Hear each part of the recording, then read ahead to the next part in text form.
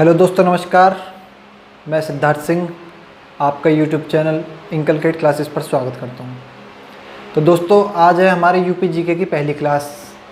जैसा कि मैंने आपको इंट्रोडक्शन में बता दिया था कि हम पहली क्लास में अपना कौन सा टॉपिक स्टार्ट करेंगे। तो आज हमारी दोस्तों ये है पहली क्लास। तो पहली क्लास को दोस्तों स्टार्ट करने से पहले सबसे पहले मैं आपको कुछ बताना चाहता हूँ। अब ये हमारे राज्य का कुछ बेसिक परिचय है, सामान्य परिचय, जो कि आप लोगों को पहले पता होना चाहिए। तो सबसे पहले हम उसी को डिस्कस कर लेते हैं कि हमारे राज्य का सामान्य परिचय के बारे में। तो आइए देखते हैं हमारे राज्य की स्थापना कब हुई थी। 1 नवंबर 1956।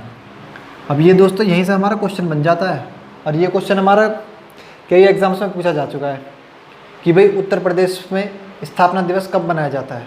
तो आपका आंसर क्या होगा? 1 नवंबर 1956। तो ये जो भी हमारा डाटा है, ये हमारा बिल्कुल बेसिक डाटा है।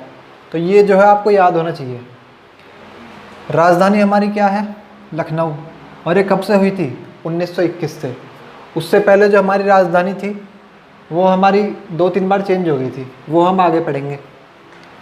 फिर क्षेत्रफल हमारे राज्य का कितना है? 2,40,928 वर्ग किलोमीटर।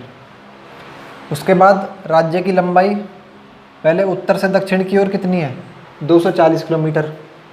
उत्तर से दक्षिण की ओर कितनी है? 240 किलोमीटर। और चौड़ाई यानी कि पूरब से पश्चिम हम चलेंगे तो हमारे राज्य की चौड़ाई कितनी है? 650 किलोमीटर।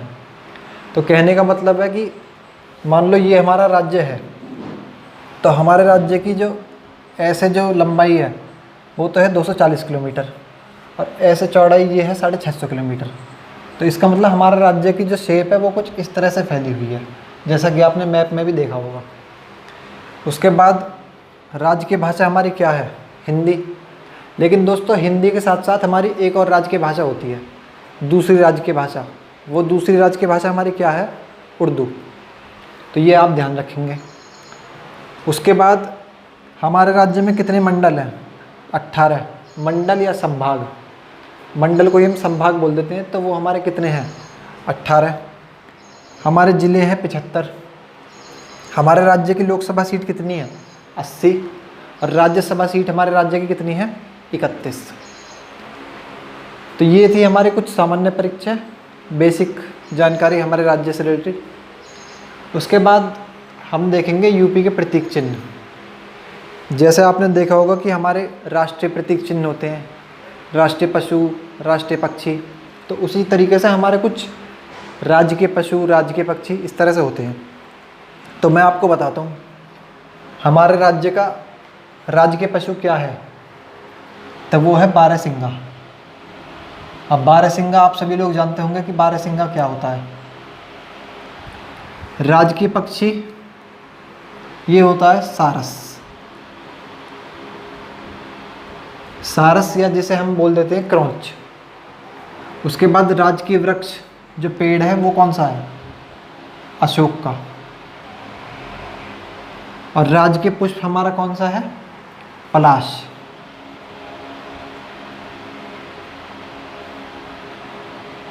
तो दोस्तों ये थी हमारे उत्तर प्रदेश राज्य के बारे में कुछ बेसिक जानकारी जो आप सभी लोगों को पता होनी चाहिए।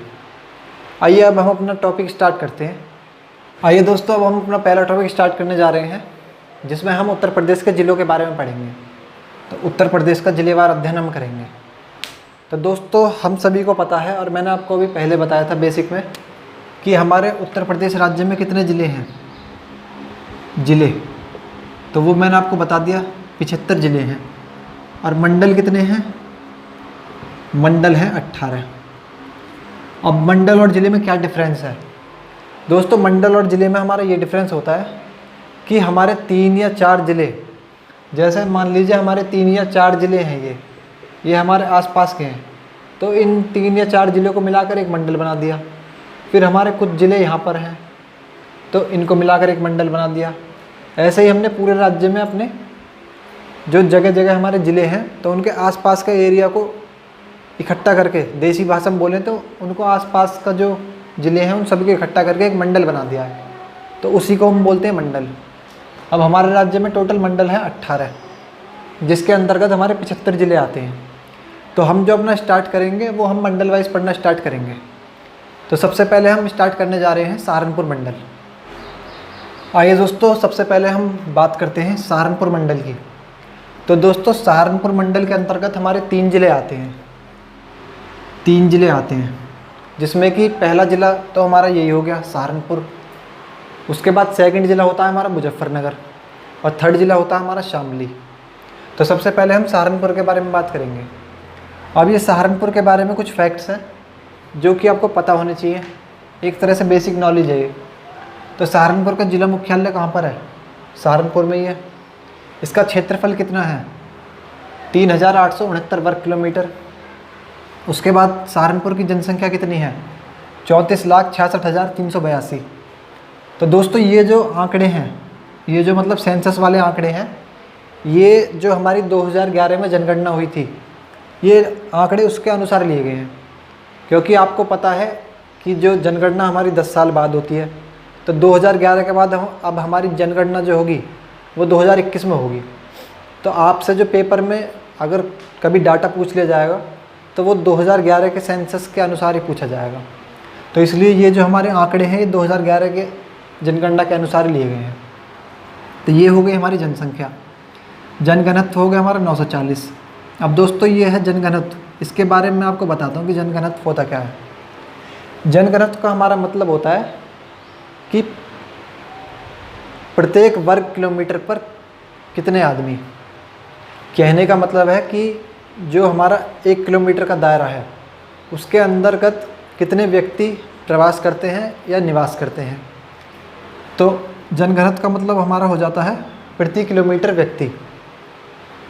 तो सहारनपुर का हमारा जनघनत्व है 940, यानी कि प्रत्येक 1 किलोमीटर के दायरे में 940 व्यक्ति प्रवास करते हैं।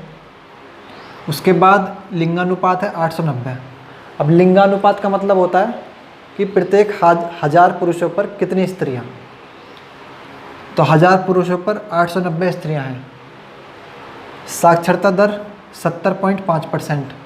साक्षरता दर होता है हमारा लिटरेसी रेट, यानी कि कितने लोग पढ़े लिखे हैं। तो यहाँ पर 70.5% लोग पढ़े लिखे हैं। उसके बाद यहाँ की कुछ प्रमुख नदियाँ हैं जो कि गंगा, यमुना, पावधोई, शाकुंभरी आदि। ये 4 नदियाँ और भी कुछ नदियाँ हैं, लेकिन ये 4 जो हैं ये हमारी मुख्य नदी हैं यहाँ पर। तो दोस्तों ये हो गई सहारनपुर के बारे में कुछ बेसिक नॉलेज। अब आपको एक काम करना है कि जो मैं आपको ये डाटा लिखवा रहा हूँ, आपको ऐसा नहीं है कि आप मोबाइल आपने ले लिया, वीडियो चल रही है और आप लेट के देख रहे हो। ऐसा नहीं करना आपको बिल्कुल भी। आपको क्या करना है कि अपने कॉपी पेन लेकर आपको साथ के साथ जो मैं आपको डाटा लिखवा रहा हूँ वो आपको नोट करना है। उसका दोस्तों फ़ायदा ये होगा कि जब आप बाद में रिवीजन करोगे तो वो आप रिवीजन करने में आपको बहुत कम टाइम लगेगा। लेकिन अगर आप बाद में वीडियो देखोगे तो वीडियो देखने में आपको ज़्यादा टाइम लगेगा। तो उससे फ़ायदा ये होता है कि जब आप अपनी कॉपी को बाद में दोबारा खोलकर रिवीजन करोगे तो उसमें आपको बहुत कम टाइम लगेगा और आपका काफ़ी समय बच जाएगा। तो आप जो है साथ के साथ नोट्स बनाते रहें अपने। तो आइए अब हम सहारनपुर के बारे में कुछ तथ्य जान लेते हैं कि इसके बारे में मेन पॉइंट क्या है, स्थापना कब हुई, कैसे हुई, किसके नाम पर हुई। तो दोस्तों एक हमारे सूफ़ी संत थे जिनका नाम था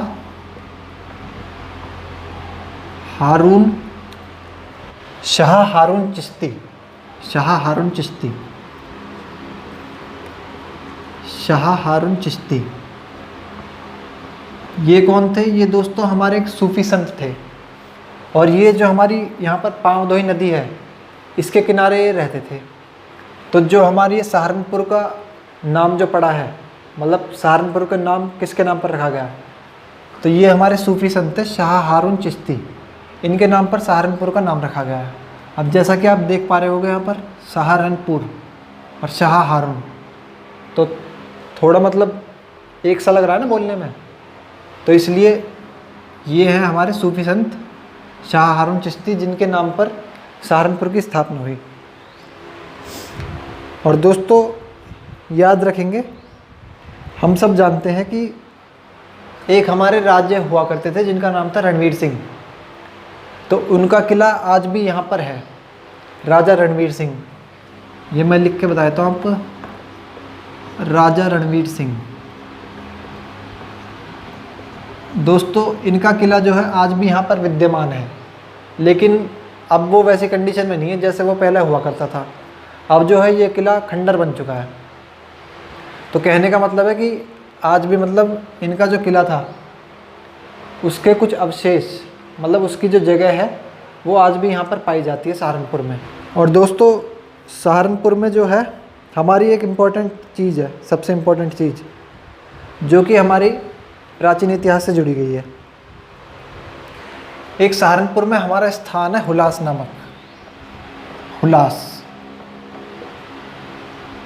जो सहारनपुर के लोग हैं वो जानते होंगे, हुलास नामक स्थान है। तो यहाँ पर जब खुदाई वगैरह चल रही थी, जब प्राचीन काल के इतिहास में जब खुदाई वगैरह चल रही थी, मतलब पता लगा रहे थे कि कौन सी घाटी है, तो यहाँ से जो हमारी सिंधु घाटी है, इंडस वैली सिविलाइजेशन, तो उसके अवशेष इस स्थान से कुछ प्राप्त होते हैं, हुलास नाम के स्थान से। अब जब सिंधु घाटी के बारे में यहाँ से हमें पता चलता है, तो जब वहाँ पर खुदाई हुई तो वहाँ से हमें कुछ सांस्कृतिक चीज़ें, साथ ही कुछ सिक्के हमें यहाँ से प्राप्त हुए हैं। तो कहने का मतलब है सहारनपुर से हमें, जो सहारनपुर का संबंध है वो प्राचीन काल से ही है, सिंधु घाटी की सभ्यता से। और दोस्तों याद रखेंगे, एक हमारी भारतीय महिला क्रिकेट टीम की खिलाड़ी हैं, ऑलराउंडर, काफ़ी फेमस खिलाड़ी हैं, आप सभी लोग जानते होंगे, जिनका नाम है दीप्ति शर्मा। दीप्ति शर्मा, दीप्ति दोस्तों देख लेना हिंदी में, इंग्लिश में लिख देता हूँ मैं इसको, दीप्ति, दीप्ति शर्मा। ये जो है हमारी इंडियन वुमेन्स क्रिकेट टीम की बहुत ही फेमस ऑलराउंडर हैं। तो इनका संबंध भी सहारनपुर ज़िले से ही है, तो ये आपको याद रखना है। और दोस्तों सहारनपुर के बारे में एक और हमारा मेन पॉइंट है कि सहारनपुर में हमारी क्या चीज़ फेमस है। सहारनपुर जो है हमारा वो किस चीज़ के लिए फेमस है, तो एक होता है हमारा काष्ठ नक्काशी। काष्ठ नक्काशी उद्योग, काष्ठ नक्काशी उद्योग जो हमारा सहारनपुर ज़िला है वो इस चीज़ के लिए फेमस है, काष्ठ नक्काशी उद्योग। तो ये थे हमारे सहारनपुर के बारे में कुछ तथ्य जो कि आपको पता होने चाहिए। तो ये जो मैंने आपको अभी सारे विस्तृत जानकारी दी है, ये हो गई हमारे सहारनपुर ज़िले के बारे में। अब हम अपना अगला ज़िला डिस्कस करेंगे, मुजफ्फरनगर, क्योंकि मैंने आपको बताया था ना कि सहारनपुर मंडल के अंतर्गत 3 ज़िले आते हैं, इससे संबंधित हमारे 3 ज़िले हैं। तो पहला तो हमारा ये हो गया सहारनपुर, जिसके बारे में हम जान चुके हैं। अब सेकंड हम बात करते हैं मुजफ्फरनगर की। आइए दोस्तों अगले ज़िले के बारे में बात करते हैं, मुजफ्फरनगर। ये हो गई इसकी कुछ बेसिक जानकारी।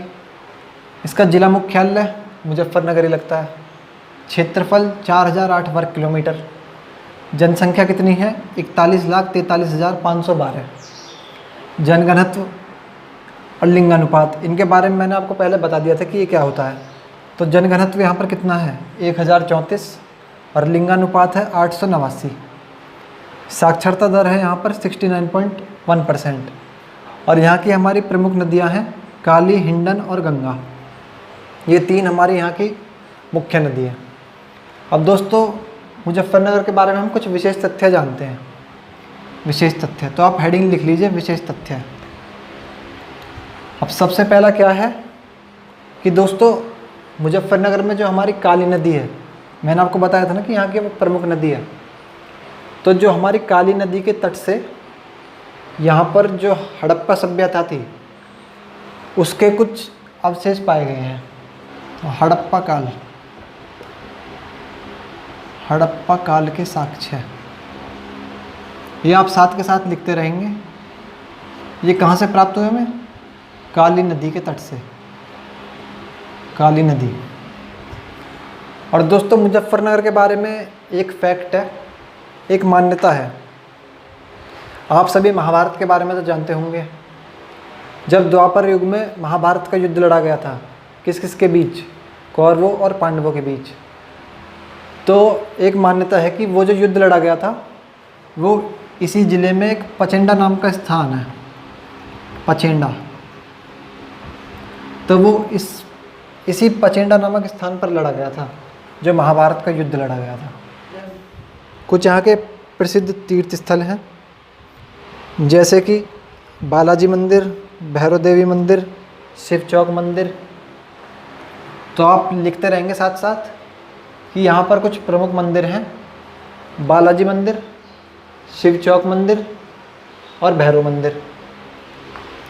और उसी के साथ साथ दोस्तों यहाँ पर 2 वृक्ष बड़े प्रसिद्ध हैं जिनके मैं आपको नाम बताता हूँ।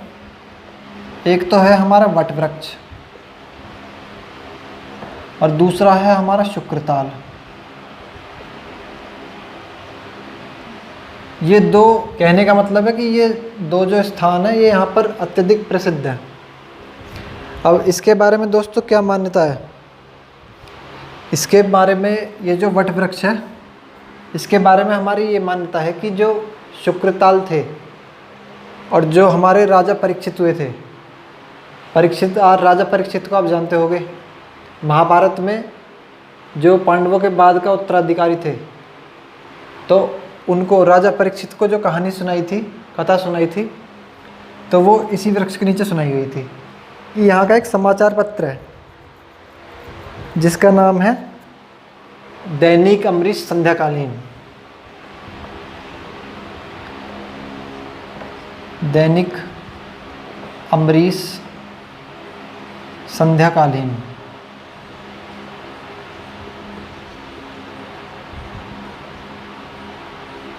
ये क्या है दोस्तों, ये हमारा एक समाचार पत्र है जिसका नाम है दैनिक अमरीश संध्याकालीन। तो ये यहाँ पर बहुत ही प्रसिद्ध है मुजफ्फरनगर ज़िले में। और दोस्तों सबसे इम्पोर्टेंट चीज़ जो क्वेश्चन आपसे एग्ज़ाम में पूछा भी गया है, जो यहाँ का गुड़ बाज़ार है, गुड़ बाज़ार ये सबसे इम्पोर्टेंट है, इसलिए इसको स्टार मार्क कर रहा हूँ मैं। गुड़ बाज़ार वो एशिया का सबसे बड़ा गुड़ बाज़ार है, एशिया का सबसे बड़ा।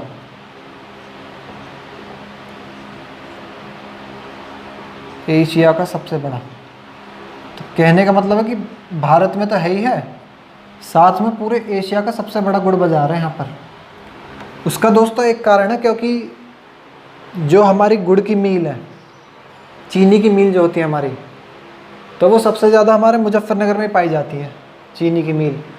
और आपको पता ही है कि मुजफ्फरनगर में जो गन्ने की खेती होती है वो सबसे ज़्यादा होती है। यहाँ के किसान ज़्यादातर जो निर्भर होते हैं वो गन्ने की खेती के ऊपर निर्भर होते हैं। तो इसलिए यहाँ पर चीनी मिल सबसे ज़्यादा है, और जब चीनी मिल सबसे ज़्यादा है तो जाहिर सी बात है यहाँ का जो गुड़ बाज़ार है वो सबसे बड़ा गुड़ बाज़ार है। और दोस्तों एक चीज़ और आप याद रखेंगे कि एक हमारे बड़े ही फेमस एक्टर हैं, आप सभी उन्हें जानते होंगे, नवाजुद्दीन सिद्दीकी। नवाजुद्दीन सिद्दीकी काफ़ी मूवीज़ में इनका रोल है, सभी लोग जानते होंगे। तो इनका जो संबंध है वो इसी ज़िले से है। मुजफ्फरनगर में एक तहसील पड़ती है, बुढ़ाना तहसील, तो इनका जो संबंध है, नवाजुद्दीन सिद्दीकी एक्टर जो है वो इसी ज़िले से आते हैं। तो दोस्तों ये हो गई हमारी कुछ बात मुजफ्फरनगर ज़िले के बारे में, बेसिक नॉलेज जो कि आपको पता होनी चाहिए। आइए दोस्तों अब हम बात करते हैं अपने अगले ज़िले के बारे में जिसका नाम है शामली। तो ये इसके बारे में कुछ इम्पोर्टेंट फैक्ट है। इसका ज़िला मुख्यालय कहाँ पर है? शामली। क्षेत्रफल कितना है? 1043 वर्ग किलोमीटर। ये जनसंख्या में मैंने गलत लिख दिया है, यहाँ पर नदी आना चाहिए। तो इसकी जो प्रमुख नदी है वो कौन कौन सी हैं? कृष्णा और यमुना यहाँ की प्रमुख नदी है। अब दोस्तों आप सोच रहे होंगे कि ये जो हमारे जनसंख्या जनघनत्व, ये जो हमारे कुछ फैक्ट है सेंसस वाले, ये मैंने यहाँ पर क्यों नहीं लिखे? क्योंकि दोस्तों हम सब जानते हैं कि ये जो हमारा शामली ज़िला है ये हमारा 2011 में मुजफ्फरनगर से अलग करके बनाया गया था, जबकि हम सब जानते हैं कि जो हमारी जनगणना हुई थी वो 2011 में हुई थी। और इसकी स्थापना कब हो गई थी? इसकी स्थापना हुई थी 28 सितंबर 2011। तो इसलिए इस ज़िले में जो है हमारी जनगणना नहीं हो पाई थी। कहने का मतलब है जो इस ज़िले की जो जनगणना थी वो मुजफ्फरनगर के साथ ही हो गई थी, क्योंकि ये जो पहले ज़िला था ये मुजफ्फरनगर का हिस्सा था। मुजफ्फरनगर, जिसके बारे में मैंने आपको इससे पहले बताया है, तो ये जो था पहले मुजफ्फरनगर का ही पार्ट था।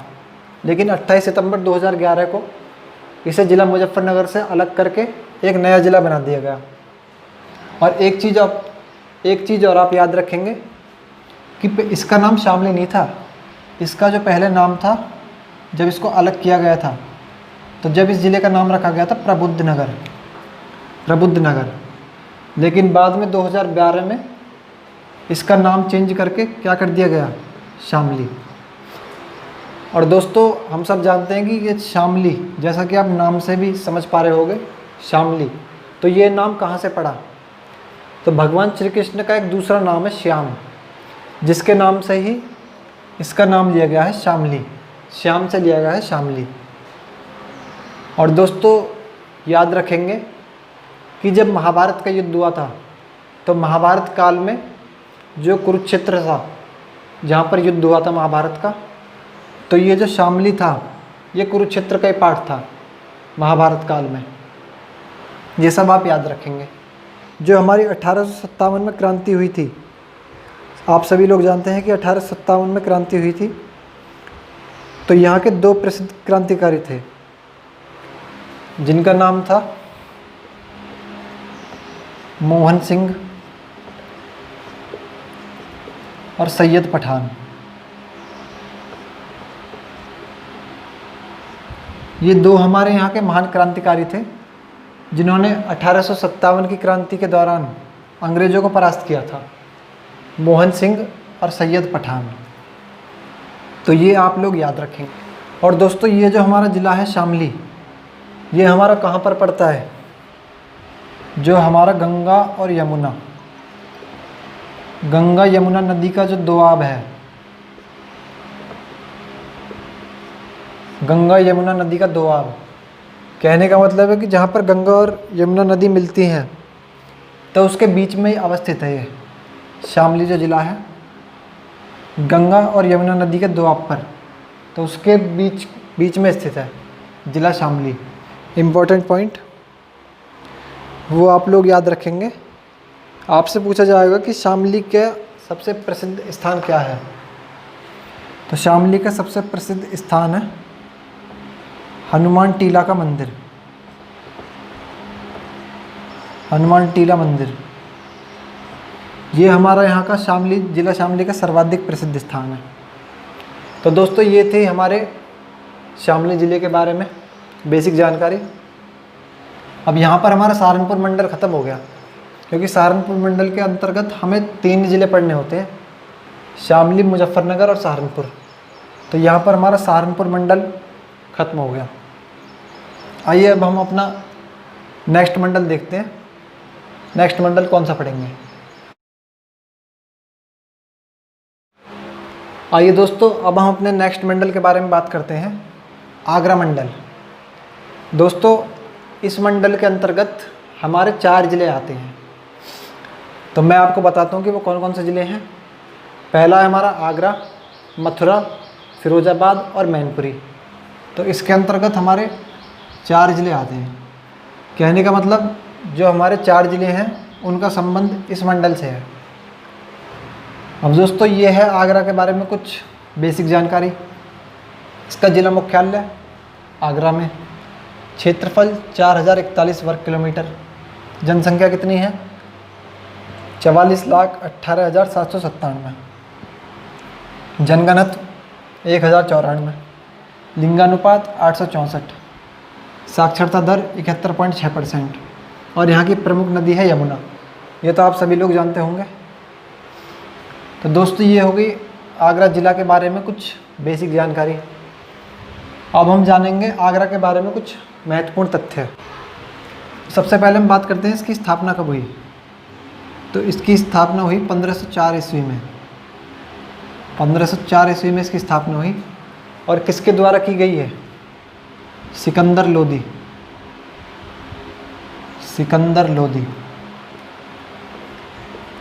और दोस्तों हम सब लोग जानते हैं कि सिकंदर लोदी कौन था। आप सब लोग जानते हैं कि जब मध्यकालीन भारत के इतिहास में दिल्ली के सुल्तानों का राज चल रहा था, तो उसी समय एक हमारा वंश हुआ करता था, लोदी वंश। तो ये जो सिकंदर लोदी था, इसका संबंध उसी से था, लोदी वंश से। कहने का मतलब है कि लोदी वंश के अंतर्गत ये हमारा दिल्ली का सुल्तान था, सिकंदर लोदी। तो इसी ने आगरा की स्थापना की थी 1504 ईस्वी में। विदेशी यात्री आया था जिसका नाम था टोलमी। तो उसी ने सबसे पहले इसको आगरा कहकर, यानी कि आगरा को संबोधन किया, आगरा कहकर। उसका क्या नाम था? टोलमी। और दोस्तों इसके बारे में एक और बेसिक जानकारी है हमारे महाभारत के युग से, कि ये जो आगरा है, इसको जब महाभारत काल चल रहा था, द्वापर युग बोलते हैं इसको हम, तो उस समय इसका नाम क्या था आगरा का? उस समय हम इसे बोलते थे अग्रबाण।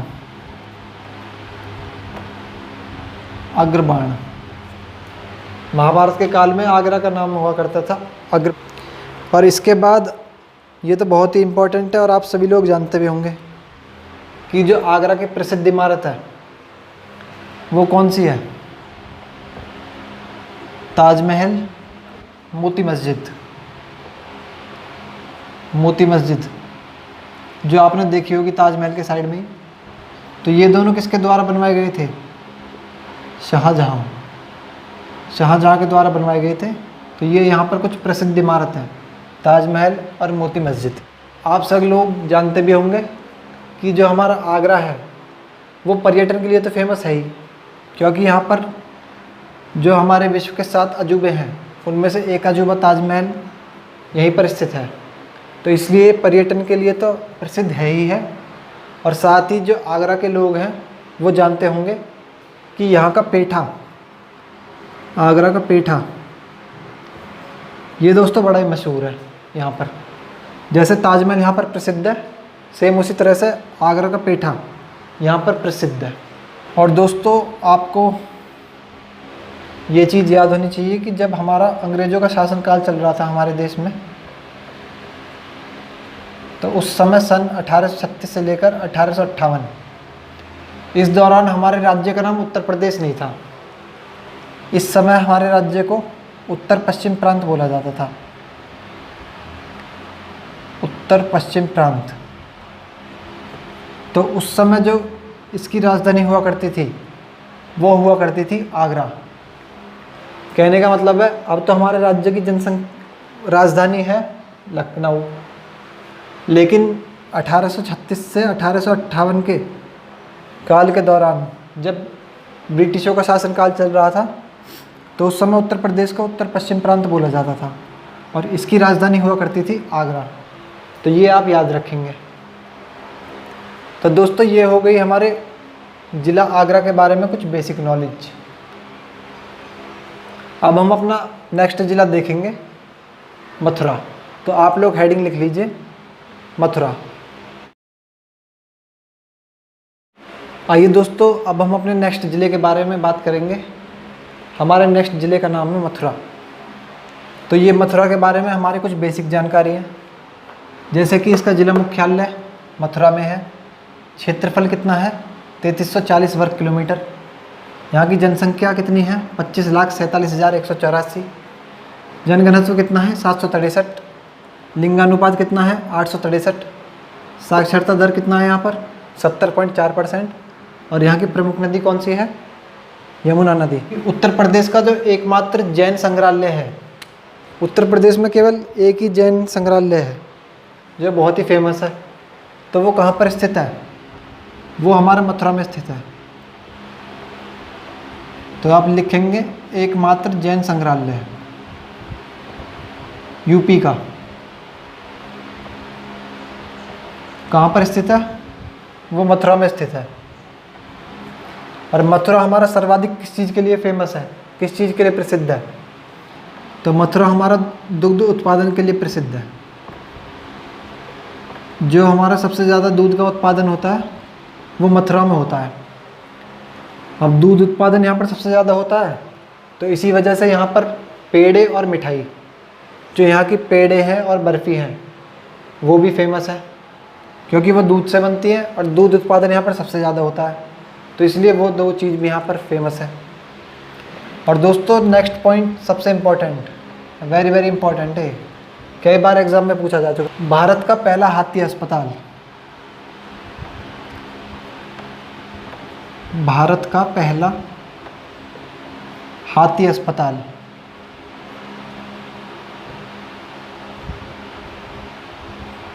भारत का पहला हाथी अस्पताल ये कहाँ पर है?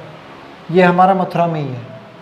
बहुत इंपॉर्टेंट है, कई एग्जाम में पूछा जा चुका है आपसे कि भारत का पहला हाथी अस्पताल उत्तर प्रदेश के किस ज़िले में स्थित है। तो आपका आंसर होना चाहिए दो चीज़ें, एक तो है गोरक्षा अनुसंधान संस्थान और दूसरी पंडित दीनदयाल उपाध्याय पशु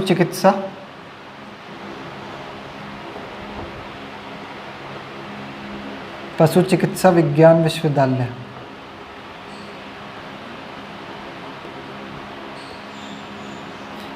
ये हमारे कहाँ पर स्थित है? ये भी हमारे ज़िला मथुरा में स्थित है। तो दोस्तों ये थी ज़िला मथुरा के बारे में कुछ बेसिक जानकारी जो कि आपको पता होनी चाहिए।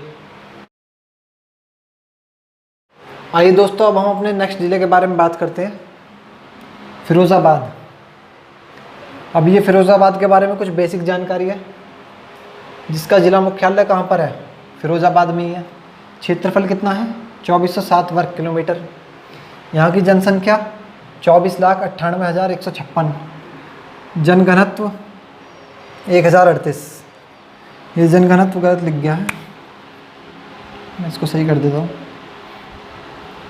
जनघनत्व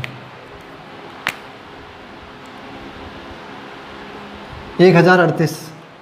उसके बाद लिंगानुपात कितना है? 875। साक्षरता दर 71.9%। और यहाँ भी हमारी प्रमुख नदी कौन सी है? यमुना। अब दोस्तों फिरोज़ाबाद के बारे में हमारे 2-3 मुख्य तथ्य हैं। इसके ज़्यादा पॉइंट नहीं है, इसके 2-3 पॉइंट हैं और वो आप सब जानते भी होंगे। भाई पहला तो हमारा जैसे कि इसके नाम से ही पता चल रहा है कि फिरोज़ाबाद, तो इसकी स्थापना किसने की थी? जो हमारे दिल्ली सल्तनत के सुल्तान थे, फिरोज शाह तुगलक। दिल्ली सल्तनत का शासनकाल जो हमारा चल रहा था, तो उस समय एक हमारा वंश हुआ करता था जिसे हम बोलते हैं तुगलक वंश। तो तुगलक वंश के एक सुल्तान हुआ करते थे जिनका नाम था फिरोज शाह तुगलक। फिरोज शाह तुगलक, तो उन्हीं के द्वारा इस ज़िले की स्थापना की गई थी। पहला पॉइंट तो इसका ये है। दूसरा आप याद रखेंगे कि प्राचीन काल में इसे हम चंदावर नगर के नाम से जाना करते थे, चंदावर नगर। और तीसरा पॉइंट आप सभी लोग जानते भी होंगे कि फिरोज़ाबाद हमारा किस चीज़ के लिए फेमस है? तो ये हमारा चूड़ी उद्योग के लिए फेमस है। चूड़ी उद्योग के लिए हमारा सबसे ज़्यादा फेमस है फिरोज़ाबाद। तो ये 2-3 तथ्य फिरोज़ाबाद के बारे में और कुछ बेसिक जानकारी है जो कि आपको पता होनी चाहिए। तो आइए अब हम अपने नेक्स्ट ज़िले के बारे में बात करते हैं, जिसका नाम है मैनपुरी। तो आप लोग हेडिंग लिख लीजिए, मैनपुरी। आइए दोस्तों बात करते हैं अब हम ज़िला मैनपुरी के बारे में। इसके बारे में भी ज़्यादा तथ्य नहीं है, केवल 2 ही पॉइंट है इसके बारे में जो आपको याद रखने हैं। पहला तो ये आपको कुछ बेसिक जानकारी है इसकी, जैसे कि इसका ज़िला मुख्यालय कहाँ पर स्थित है? वो मैनपुरी में ही है।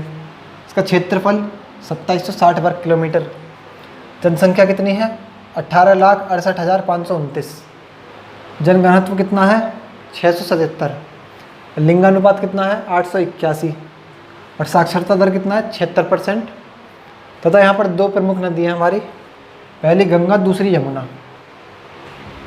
अब दोस्तों इसके बारे में 2 पॉइंट है, 2 तथ्य हैं जो आपको याद होने चाहिए। पहला तथ्य तो यही है कि ये जो हमारा ज़िला है ये भी हमारा गंगा और यमुना के दोआब में स्थित है।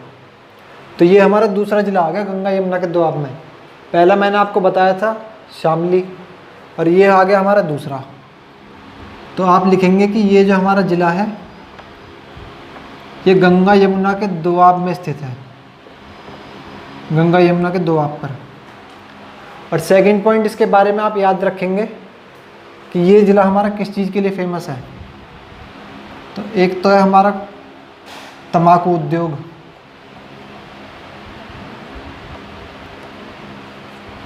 और दूसरा है हमारा खनन उद्योग।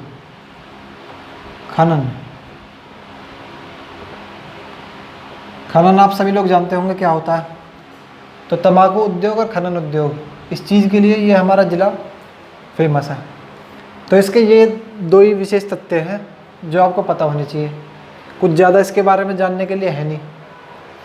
तो दोस्तों ये हमारी बात हो गई मैनपुरी ज़िले के बारे में। तो दोस्तों अब हम 2 मंडल की बात कर चुके हैं, पहला हम सहारनपुर मंडल, दूसरा आगरा मंडल। तो अब हम अपने अगले मंडल के बारे में जानेंगे। तो चलिए आगे बढ़ते हैं।